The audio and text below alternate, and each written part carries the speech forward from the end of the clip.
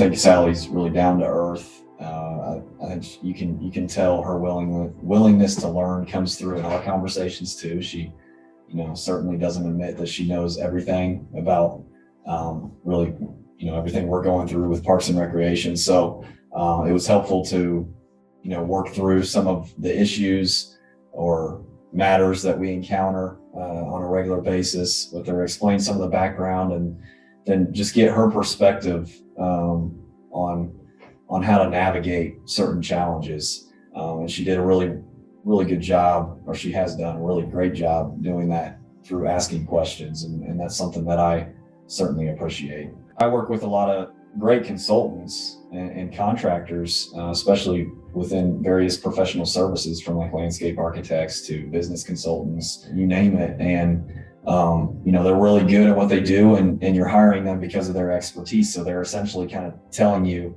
here's what we're seeing elsewhere around the country or around the state, and here's something we recommend. Here's what we recommend you doing. And so it's a little bit different with Sally in that, like I mentioned, you get more genuine or personal with your specific issues. You're not necessarily dealing with like benchmarks or data. It's diving deeper into some of the challenges, whether it be navigating discussions with political officials or the community, or what I'm dealing with as a leader of my department with personnel and employee challenges, and even mapping out a growth plan essentially through our discussions for myself as a professional to continue to grow and develop as a manager. I think she helped me tremendously over the last year, just really key in and focus on what I can control as a Parks and Recreation director, but essentially a department head within our overall town structure. I have my own vision and my plan that I'm trying to carry out, but realizing there's so many other factors out there, so many other things that I can't control with those plans. And so just reaffirming that I needed to be adapting to the changing times, and just really focusing on what I can control with my situation.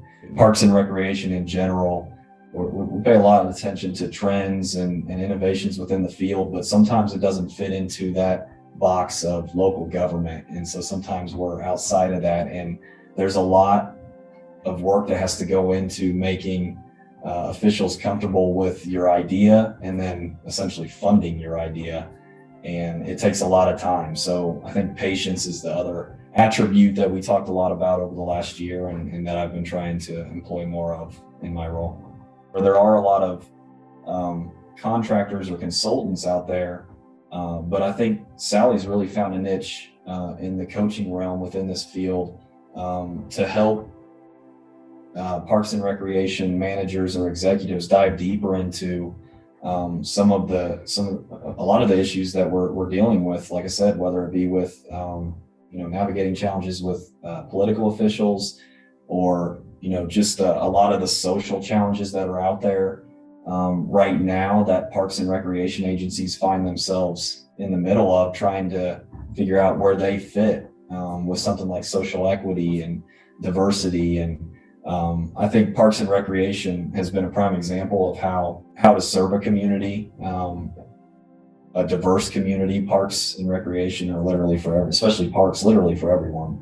And a lot of the agencies over the past couple of years have been just having discussions amongst themselves, trying to figure out how they fit into that equation.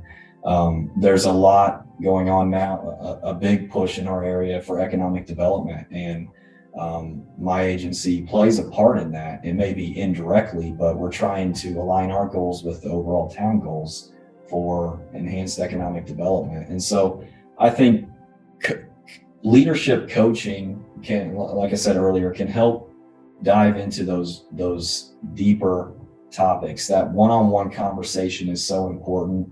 You get a lot going to conferences and networking with bigger groups of professionals in other ways, but I think that one-on-one conversation every few months is so important, just to get a different perspective and just some help to navigate the many challenges we encounter on a daily basis. You see a lot of, corporate executive coaches, and you read about a lot of those, but there really isn't a lot of that for local government or Parks and Recreation executives. So I really appreciate her kind of taking on that challenge, and that's helped us out a lot. When you get to the director role, you usually have a mentor or friend or family member, spouse that you can go to, but I think in addition to that, it's helpful to have someone who's out there talking to other Parks and Recreation professionals, but then brings those conversations into your one-on-one coaching session, and that it gives you a way to hear about what's going on out in the field, but also, like I said, work through those deeper issues and challenges in a more, I guess, intimate setting.